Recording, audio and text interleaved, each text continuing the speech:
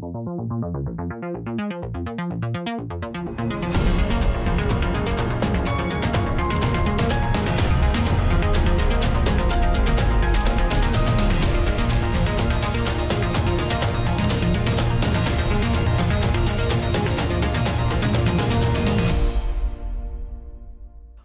à tous, bonjour Jean-Yves. Bonjour Floriane. Alors Jean-Yves, aujourd'hui on lance le Nouvel Immédiat et je suis ravie d'être à vos côtés pour cette nouvelle formule de notre magazine Média. Le fond reste évidemment le même, pas d'inquiétude, mais la forme sera un peu plus dynamique, un peu plus rubriquée aussi pour toujours mieux décrypter l'information de façon chirurgicale et naviguer de façon plus fluide. Alors deux grandes nouveautés toutefois, il y aura le portrait piquant qui sera retrouvé à la fin de cette émission et puis également la météo de l'info avec vous Jean-Yves. Alors avant de passer au programme de cette semaine, je vous le rappelle, n'oubliez pas de cliquer sur le pouce en l'air, de nous laisser un commentaire et de partager cette vidéo bien entendu. Et on voulait aussi vous faire un petit erratum parce que vous avez été plusieurs à soulever à juste titre bien sûr notre petite erreur sur la population de la Russie. Il s'agit de 140 millions d'habitants bien entendu comme vous l'aviez soulevé. Jean-Yves, on commence avec vous pour la météo de l'info, comme je le disais, avec un avis de tempête. Vous allez voir, chers téléspectateurs, sur les violences, ou plutôt la violence. On continuera avec la traditionnelle image du jour sur un passage d'une émission qui s'intitule Gourmandise et qui promet d'être moins savoureuse que malaisante. J'utilise volontiers ce néologisme qui est absolument parfait, comme vous allez le voir. Et puis avant d'enchaîner sur les pastilles de l'information, on aura le dossier du jour qui sera consacré à la fusillade de Nashville et avec des petits oublis ou des grandes occultations médiatiques que les journalistes ont commis autour de ce terrible fait divers. Le Nouvel Immédiat, c'est parti. Cette semaine, la météo de l'info est à l'orage. C'est la polémique autour du mot « violence ». Violence des manifestants, violence des casseurs, violence policière. Pour les tenants de l'ordre, il n'y a pas de violence policière parce que par principe, la police a le monopole de la violence légitime. Pour les organisateurs de manifestations, c'est différent. S'il y a violence, et si ce n'est pas la police, alors c'est le fait de casseurs. Mais attention, rien de commun entre manifestation de gauche et manifestation de droite. Un débordement dans une manifestation de droite deviendra des violences d'extrême droite. Et cela fait peur. Un débordement dans une manifestation de gauche débouchera sur la dénonciation des violences policières. Et cela, c'est mal. Comme toujours, le traitement médiatique est à géométrie variable. On commence avec l'image de la semaine, Jean-Yves, et cette image, c'est Bernard-Henri Lévy, qui était l'invité d'Anna Cabana dans l'émission Gourmandise, qui est une émission qui est mensuelle sur i24 News. Je vous propose de regarder un morceau de cette prestation journalistique parce que c'est assez sidérant. Vous cherchez l'odeur des balles qui sont passées par là, qui vont revenir, qui peut-être vont même frôler l'endroit où vous vous trouvez. Dans les galeries de la mine, là aussi, c'est-à-dire que là, pareil, c'est-à-dire que c'est le corps qui s'engage et qui jouit dans cet engagement-là. Là, il jouit pas. Là, je peux dire que c'était un moment... Non, mais la jouissance, c'est pas que du plaisir, Bernard. Oui. Alors effectivement, comme vous dites, Floriane, c'est très, très malaisant parce que malgré tout, c'est pour parler d'un film qui a fait, je crois, 1000 spectateurs après avoir reçu énormément de subventions, mais qui est censé parler de la guerre. C'est-à-dire de gens qui s'exposent, de gens qui meurent. Et puis alors on voit ces deux zigotos, pardon de l'expression, dans un décor on ne peut plus confortable, avec le domestique qui amène l'eau dans les verres, et on nous parle de jouissance. Enfin, c'est indécent, quoi. Ouais, c'est indécent. Alors précisons quand même, rappelons pour ceux qui l'auraient oublié, que Madame Anna Cabana, journaliste tout à fait éminente, et par ailleurs l'épouse de Monsieur Blanquer, l'ancien ministre de l'Éducation qu'on n'ose plus qualifier de national. Exactement, il fallait le soulever parce qu'elle avait animé un débat sur son mari, justement, ce qui était un peu gênant, là encore. Oui, absolument, oui. Elle avait commenté non, mais plus qu'un débat sur son mari, elle avait commenté les vacances qu'elle avait passées avec lui et qui avaient fait, comme on dit dans les médias, polémique, puisque il avait pris des décisions depuis Ibiza, je crois, et ça avait suscité une certaine protestation, et c'est elle-même qui l'avait commenté. Elle est parfaite, cette femme. Elle est parfaite. En effet, on était sur un petit délice médiatique, ça tombe bien, le nom de l'émission c'était Gourmandise, on le rappelle. Alors Jean-Yves, maintenant je vous propose de passer à notre dossier du jour. Et pour le dossier du jour, nous avons choisi de vous parler de cette fusillade qui a eu lieu dans une école à Nashville. On le rappelle, il y a eu quand même 6 morts, dont 3 enfants, dans une école catholique, avec la meurtrière Audrey Hale, qui était une ancienne élève de cette même école transgenre. Et donc, voici comment les médias ont qualifié un peu cette tuerie. On commence avec Paris Match. Le cauchemar dans une école de Nashville meurtrie par une fusillade. 20 minutes, fusillade dans une école primaire à Nashville. États-Unis, une fusillade fait 6 morts dans une école de Nashville. 3 enfants tués dans une fusillade à Nashville. La vidéo effrayante de l'assaillante dans les couloirs de l'école prête à tirer sur tout ce qui bouge. Tuerie dans une école à Nashville. Suspect, manifeste, mobile, tout ce que l'on sait du drame. Voilà, alors il faut quand même attendre que le Figaro titre sur qui est réellement la tueuse, et c'est-à-dire une femme transgenre, et quel est le lieu visé, c'est-à-dire une école catholique, Jean-Yves. Enfin, mais en tout cas, une école chrétienne. Alors, ce qui effectivement est caractéristique de cette affaire, c'est qu'on passe un peu sous silence les mobiles et la nature du tueur ou de la tueuse. Alors d'abord, une première remarque, dans ce type de meurtre en série, de fusillade, sont généralement commis par des hommes. Des hommes. Et là, en l'occurrence, on ne sait pas trop si c'est un homme ou une femme, ou plus exactement, c'est une femme transgenre qui était en train de se transformer en homme, donc qui recevait vraisemblablement de la testostérone, l'hormone masculine et l'hormone quand même de l'agressivité. Voilà. Absolument. Donc ça, c'est quand même une première remarque. Je pense que ça aurait mérité d'être souligné. La deuxième remarque, c'est le motif. Alors le motif, on a des éléments sur le motif puisque la police a découvert un manifeste. Un manifeste où elle fait sans doute apparemment, où il fait, je ne sais plus comment on doit dire, allusion à l'école choisie, mais on n'a pas le contenu du manifeste. Pour le moment, la presse américaine a parlé de l'existence de ce manifeste, mais il y a occultation sur le contenu parce que vraisemblablement, possiblement en tout cas, le contenu révélerait les motivations idéologiques de cet attentat. Et d'un certain point de vue, on peut se demander si c'est pas le premier acte de terrorisme transgenre. Toute idéologie a des formes différentes de combat. On peut convaincre, on peut utiliser des méthodes un peu plus contraignantes et on peut aussi utiliser le terrorisme. On ne voit pas pourquoi l'idéologie transgenre échapperait à cette loi commune. Mais là, pour le moment, les médias circulaient. Il n'y a rien à voir. Alors, toujours est-il, Jean-Yves, que c'était l'occasion rêvée pour Joe Biden de relancer un appel au Congrès pour l'interdiction des armes d'assaut. Mais juste avant d'intervenir sur cette fusillade, eh bien, Joe Biden était plutôt concentré sur les glaces avec des pépites de chocolat. Alors, c'est très étonnant, Jean-Yves, et cela a même réussi à surprendre Fox News. Je vous propose de regarder cette vidéo. My name is Joe Biden. I'm Dr. Joe Biden's husband. And I ate Jenny's ice cream, chocolate chip. I came down because I heard there was chocolate chip ice cream. 3 adults dead, shooters dead, and we were told he would be addressing this off the top.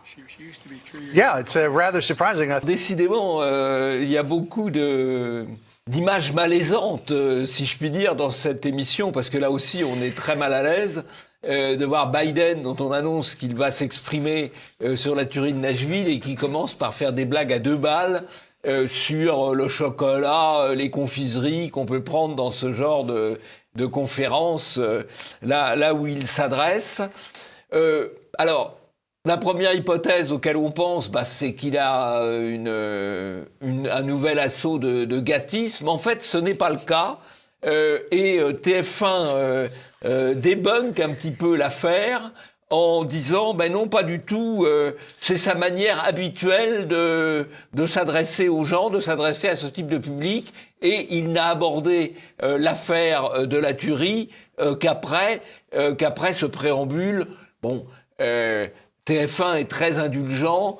On peut penser que d'autres personnalités politiques mondiales qui procéderaient de la même façon, TF1 serait un peu moins indulgent. Voilà, c'est Biden, c'est Joe, on va pas être méchant avec lui quand même. Il y a eu un petit problème au niveau de l'équipe de communication. En tout cas, Jean-Yves vous propose maintenant de passer aux pastilles de l'info. On commence, Jean-Yves, ces pastilles de l'info avec un super bobard. Il s'agit de l'incendie du Porsche de la mairie de Bordeaux, avec l'Obs qui en a immédiatement profité pour cibler l'extrême droite, avec ce petit sous-titre « L'extrême droite pointée du doigt ». L'extrême droite. Toujours, ce serait arrangeant ce serait plus facile pour les journalistes. Ils n'auraient plus à faire leur métier. Donc voilà, ils reprennent vidéo à l'appui le fait que la présence de militants d'extrême droite locale était sur place et qu'elle est attestée. Mais ils s'appuient sur un média militant qui est rue 89 Bordeaux, alors que les autorités n'ont pour l'instant pas communiqué sur le profil de l'individu. Et l'individu en question, juste après, on nous signale, bien entendu, qu'il fait partie des Black Blocs. Et RTL également reprend cette information en disant que les individus mis en cause sont déjà bien connus de la police et qu'ils sont proches de l'ultra-gauche. Voilà, donc l'extrême droite, toujours un petit drapeau à agiter avant que la réalité ne se fasse sur cette affaire. Et comme d'habitude, on a plutôt tendance à retenir la fausse information qui est davantage promue que la vraie information. C'est le biais répété des médias. Et c'est donc le super bobard. On continue, Jean-Yves, avec le chiffre de la semaine. Je vous laisse le présenter. Oui, alors c'est TF1 qui a battu un de ses records, en tout cas pour le samedi, avec 41% de part d'audience et 5 500 000 vues, à l'occasion de l'entretien qu'ils ont eu avec Jordan Bardella. Donc c'est assez intéressant parce que ça prouve qu'il y a une certaine demande de la part des téléspectateurs de ces grands médias pour entendre des points de vue un peu différents de la doxa médiatique habituelle. Et c'est un succès, effectivement, pour Jordan Bardella, qui est un bon communicant par ailleurs. On peut faire une petite comparaison avec l'allocution d'Emmanuel Macron dans le Trésor également. Il y avait 11,5 millions de téléspectateurs et sur France 2 et TF1, bien sûr, c'était les deux chaînes cumulées avec donc sur TF1 3,9 millions de téléspectateurs et sur France 2, il y en avait 6,1 millions. Donc voilà, on est sur des chiffres qui sont comparables par ailleurs, mais qu'il faut remettre en situation. Chiffre toujours, Jean-Yves, sur le journalisme cette fois, qui est mise en cause dans un sondage de Viva Voice pour les Assises internationales du journalisme en partenariat avec Radio France, France Télévisions, France Média Monde et Ouest France. Oui, alors il y a plusieurs sondages, dans le sondage, si on peut dire. D'abord, on constate que il y a 49% des sondés qui ont perdu le goût de s'informer, ou qui disent avoir perdu le goût de s'informer. Et pour quelle raison ? Parce qu'ils trouvent l'information anxiogène à 74%. Il faut dire qu'on sort d'une période Covid. Entre le Covid, le climat, la guerre, c'est quand même très anxiogène, c'est vrai. Ils trouvent que les journalistes se répètent à 73% et ils n'ont pas confiance dans les journalistes, ça c'est global, à 49%. Donc c'est pas un succès quand même pour la caste journalistique. On a aussi 54% des Français interrogés qui estiment que la qualité de l'information délivrée par les journalistes s'est détériorée ces dernières années. Et parmi les raisons, ils considèrent à 70% que l'information est trop orientée, pas assez impartiale. Voilà. C'est très intéressant et on recommande à tous ces déçus de la télévision d'aller voir Immédiat, bien entendu. On continue ces pastilles de l'info avec la pub de la semaine. L'avenir est borné. C'est du moins la publicité de The Plug, une entreprise d'énergie pour recharger sa voiture électrique sur une borne. Donc pour la plugger, pour reprendre le terme anglais, être borné, c'est l'avenir. N'hésitez plus à passer à l'électrique. Alors en revanche, pour l'avenir d'Elisabeth Borne après la retraite, eh bien, c'est assez incertain. Mais visiblement, il y a quand même une petite allusion qui est faite. Et à l'avenir, d'ailleurs, Elisabeth Borne, il faut le souligner, ne souhaite plus utiliser le 49.3 en dehors des textes budgétaires. C'est du moins ce qu'elle a signalé au JDD. Donc on peut se demander si cette publicité de The Plug est un choix malheureux ou de l'idéologie un petit peu grossière. Pour être tout à fait honnête, on pourrait dire que The Plug vient de s'offrir les services de Borne Solutions. Ce ne sont pas les mêmes bornes que notre Elisabeth Borne et nous. Et voilà qui permet de parler un petit peu de publicité dans l'immédiat. Alors, on parlera effectivement régulièrement de publicité. Alors, cette publicité, on pourrait l'interpréter aussi autrement, à savoir, est-ce que c'est pas être borné que de se précipiter sans toujours beaucoup de réflexion vers la voiture électrique. Il y a une vogue en ce moment, il y a une publicité absolument massive. La pression des constructeurs pour vendre des voitures électriques est très forte, pour une raison très simple, c'est que leurs marges sont plus élevées. Ils font plus de marge sur une voiture électrique que sur une voiture classique, donc ils font la pression publicitaire. Et là, au fond, dire c'est borné, ça peut être interprété de différentes manières. Ça renvoie à borne, ça, voilà. Bon. Ça laisse libre au consommateur. Libre cours à l'imagination du consommateur. Voilà. Exactement. Alors, on a un idiot du village global cette semaine aussi, Jean-Yves. C'est ce brave Manuel Valls qui s'illustre à nouveau puisqu'il était l'invité surprise des grosses têtes. Alors l'invité surprise, il faut que ce soit une surprise. Sauf qu'il n'a pas pu s'empêcher de communiquer avant sur ses réseaux sociaux, sur Facebook notamment, pour dire « Coucou, c'est moi l'invité surprise des grosses têtes ». Voilà. Alors il s'est fait allumer par la presse People sur cette gaffe. Voilà. Alors, il faut dire que Manuel Valls, en plus, il a un peu d'actualité en ce moment. Jean-Yves, voici ce qu'il disait en 2015, toutefois, avant d'annoncer cette grande nouvelle pour Emmanuel Valls. La droite court derrière le FN, donne des interviews à Valeurs Actuelles et perd ses valeurs. Et en 2023, voilà la grande actualité de Manuel Valls. Je vais participer au débat de Valeurs Actuelles. Voilà, c'est la grande annonce de Manu qui revient. Manuel Gaz, de retour. C'est bien, là, c'est une bonne évolution. On va le féliciter pour son ouverture d'esprit, puis son sens de l'opportunité, parce qu'il doit manquer un peu d'espace médiatique, donc tout est bon à prendre. Absolument. Intox, désintox. Jean-Yves, vous avez un gros dossier à nous faire part dans le magazine La Recherche. Voilà, alors La Recherche, c'est un magazine scientifique, de grande vulgarisation scientifique, qui consacre son dernier numéro, Âge de feu, âge de glace, le paléoclimat. Alors ça, c'est une bonne couverture. Le climat, ça fait vendre. Là, c'est l'histoire très longue et l'histoire plus courte du climat. Alors, ce qui est assez intéressant en termes de réinformation, et j'invite ceux que le sujet intéresse à lire la revue avec l'esprit critique. Il faut toujours garder l'esprit critique, parce que il y a plusieurs articles très très conformes sur la doxa climatique. C'est notamment les premiers articles.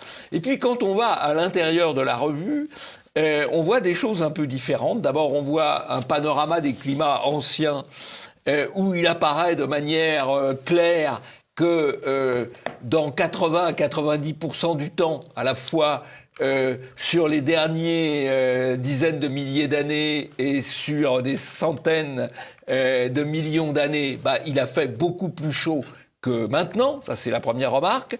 Et puis, on voit aussi, alors que la doxa climatique ambiante, c'est de dire qu'il n'y a jamais eu de réchauffement aussi brutal, aussi rapidement, il y a plusieurs articles qui parlent d'évolution extrêmement brusque du climat, avec y compris des variations de 8 à 15 degrés entre 200 et 400 ans. Donc, les articles de fond démentent en partie, ou nuancent plus exactement, la doxa climatique, au fond, en invitant à réfléchir, et je pense que c'est ce qu'il faut faire. C'est pour ça que je voulais parler de cette revue dans une petite rubrique un peu de décryptage en quelque sorte. Décryptage encore avec Édouard Philippe qui nous fait part d'un 2 poids 2 mesures dans le traitement journalistique des violences commises par l'extrême gauche. Je vous propose de regarder la vidéo, ce sera plus clair tout de suite. Je vois bien qu'il y a un certain nombre de gens qui pensent que la violence a une forme de légitimité parce qu'au fond, ils ont une forme de sympathie avec la cause. Changez la cause. C'est le seul moyen pour beaucoup de se faire entendre. Okay. Attendez, changez la cause. Ceux qui pratiquent la violence, soit par exemple contre l'installation d'un centre d'accueil de personnes qui bénéficient de l'asile en France. Oui, je suis plutôt d'accord avec Édouard Philippe. C'est un peu ce que j'ai dit dans ma météo de l'info. Il y a la bonne violence quand elle sert des causes de gauche, et il y aura une mauvaise violence quand elle sert ou qu'elle servirait des causes plus nationales ou plus identitaires. C'est vraiment le 2 poids 2 mesures. Alors Philippe l'utilise dans son sens en disant écoutez, si vous condamniez dans le cas de manifestations identitaires, où il n'y a d'ailleurs pas de violence, soit dit par parenthèse, là, il faut condamner pour cette opération écologique ou pseudo-écologique à propos des bassines. Le parti de l'ordre en campagne, en fin de compte. On continue avec le tweet de la semaine, qui est en quelque sorte une petite mise en abîme, puisque Raphaël Enthoven, on lui a ressorti un tweet de 2018 qui disait ceci: « Un étudiant est entre la vie et la mort. Nous le sommes tous, chère Fédération Sudrail. Il suffit de naître pour ça jusqu'à nouvel ordre, et preuve du contraire, que je serai le premier à reconnaître, ce n'est pas la faute de la police, mais de la vie. » Voilà, donc il retweet ce tweet qu'on lui a ressorti plusieurs milliers de fois. Toute la journée, des crachats, des insultes, des menaces et des malédictions par dizaines pour un tweet qui date du 21 avril 2018. Twitter a décidément le QI d'une poule et la mémoire d'un éléphant. Trouvez-vous une vie? Toutefois, il ajoute: et pourtant, je ne retire pas une virgule. Les gens s'étaient inventés un blessé grave. Mon devoir était de me moquer d'eux. Alors, c'est un grand philosophe, Enthoven. Il découvre que entre la naissance et la mort, on est entre la vie et la mort. On est toujours entre la vie et la mort. C'est formidable, formidable. Alors, ceci étant, c'est un argument absolument incroyable parce qu'on pourrait dire, si quelqu'un tuait Enthoven ou blessait gravement Enthoven, on pourrait dire, il est entre la vie et la mort. Mais c'est normal. C'est comme ça depuis sa naissance. Les actualités passées se ressemblent, en tout cas, Jean-Yves, comme les manifestations qui agitent la France et notre actualité, et les blessés, bien sûr, qui en découlent. Il s'agit d'Elon Musk qui pourrait avoir secrètement favorisé une trentaine de comptes VIP sur Twitter. Voilà une liste qui est non exhaustive et qui touche plusieurs milieux influents, dont lui-même, son entreprise Tesla, LeBron James, Joe Biden, entre autres, qui pourrait y figurer. Cette liste VIP, elle servirait, selon les techniciens de Twitter, à surveiller les engagements générés par les tweets des comptes influents sur les réseaux sociaux. Mais bon, quand on voit la liste, on peut se poser d'autres questions, d'autant plus qu'il y a des grands changements en ce moment sur Twitter, puisque Elon Musk a annoncé qu'à partir du 15 avril, seuls les comptes vérifiés, ceux avec la petite cocarde bleue, seront éligibles pour figurer dans les recommandations. Il justifie cela parce que, selon lui, il faut faire face à la prise de contrôle des bots, des comptes robots qui sont dirigés par des intelligences artificielles et qui coûtent extrêmement peu cher à fabriquer en ce moment. Et puis, il annonce aussi que n'importe quel test qui essaye de prouver que vous n'êtes pas un robot. Vous savez, les fameuses choses à cocher, parfois, où on vous demande de trouver les feux tricolores dans l'image. C'est assez agaçant, d'ailleurs, parce que de temps en temps, on en oublie quand on est des humains, ce qui est parfois une meilleure façon de savoir qui est humain et qui est robot, sont aujourd'hui facilement battus par les IA actuelles. Et surtout, c'est assez étonnant de savoir donc ces petits VIP comptes sur Twitter quand on sait que Elon Musk avait fait un tweet énorme pour répondre à une célébrité que tout le monde devait être traités de manière égale et qu'il ne devrait pas y avoir de normes différentes pour les célébrités. C'était William Shatner qui s'était chagriné du fait que sa petite cocarde bleue qu'il avait gratuitement pour l'instant allait disparaître. Voilà pour Elon Musk. Un petit commentaire pour notre chef de Twitter, Jean-Yves. Moi, je suis très indulgent avec Elon Musk parce que je pense qu'il a rétabli une certaine liberté sur Twitter. Et donc, je reste très indulgent sur Elon Musk, même si c'est vrai, il doit être tenté quand même de faire passer ses idées et la promotion de ses entreprises, bien sûr. C'est un peu de la triche, mais qui n'est pas tenté ? Bon, voilà. Mais moi, je reste indulgent. Je suis moins sévère que vous, Florian. Voilà. Mais c'est une affaire à suivre, bien entendu. Affaire à suivre. Jean-Yves, vous allez nous indiquer que bien sûr il y a un rendez-vous incontournable qu'il ne faut pas manquer, c'est bien celui du colloque de l'Institut Iliade. Et d'ailleurs, vous y serez. Alors, chers téléspectateurs, n'oubliez pas de prendre votre place. Et Jean-Yves, je vous laisse donner les informations pour s'y rendre. Alors, samedi 15 avril, c'est le 10e colloque de l'Institut Iliade à la Maison de la Chimie à Paris. Et le thème, c'est « Face au déclin anthropologique ».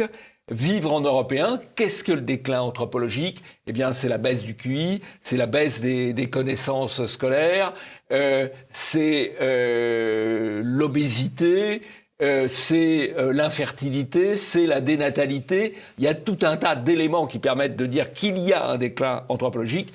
Et nous allons essayer de l'examiner et d'apporter aussi un certain nombre de réponses à ce défi, qui est un défi qui pourrait conduire à la destruction de ce que sont aujourd'hui les Européens. Et donc, le rendez-vous, c'est pour le 15 avril. Exactement. Alors, comme moi, je suis auditrice de l'Institut Iliade, bien sûr, je vous donne aussi rendez-vous pour ce grand événement annuel. C'est l'occasion de rencontrer donc des auditeurs, des auteurs aussi, mais aussi les formateurs de l'Institut Iliade. Et il y aura, je le signale, parce que c'est ma petite passion, de nombreux stands d'artisans enracinés ou d'associations militantes. Et il y aura une crèche, une garderie pour les enfants. Un petit point qui n'est pas à négliger pour les familles, parce que c'est un colloque qui est très familial. Merci à tous de nous avoir suivis. C'était le Nouvel Immédiat. On se retrouve la semaine prochaine. Mais juste avant, comme promis, vous allez pouvoir retrouver un portrait piquant sur Edoui Plenel qui a été réalisé par Claude Cholet en partenariat avec Logim. On espère que ça va vous plaire. Maintenant, c'est la fin de cette édition. À la semaine prochaine, Jean-Yves. À la semaine prochaine, Florian. Et puis, chers téléspectateurs, portez-vous bien. N'oubliez pas, si ce n'est pas déjà fait, bien sûr, de cliquer sur le pouce en l'air, de nous laisser un commentaire et de partager cette vidéo. On se retrouve tout bientôt sur TVL. Et n'oubliez pas de regarder le portrait piquant, ça vaut le coup. Journaliste emblématique des années Mitterrand, Edoui Plenel est resté pendant 10 ans le maître du journal Le Monde. Affaibli par les révélations de Pierre Péan et de Philippe Cohen, il a poursuivi sa carrière de redresseur de tort autoproclamé et de journaliste d'investigation aux méthodes contestées. Le seul diplôme d'Hervé Edoui Plenel, son vrai nom, né en 1952, est son baccalauréat, ayant refusé de se présenter aux examens d'entrée à Sciences Po Paris. Il est impossible de dissocier le parcours professionnel d'Edoui Plenel de son parcours politique. Son engagement politique à la Ligue communiste révolutionnaire et sa profession de journaliste sont intimement liés. Il commence à écrire dès 1969 sous le pseudonyme de Krasny dans Rouge, l'organe de la LCR. L'année 1980 marque un tournant. Il quitte officiellement la LCR et cesse d'être un camarade rédacteur pour devenir réellement journaliste. Il entre au Matin de Paris, puis au service éducation du Monde. Il ne quittera le journal que 25 ans plus tard.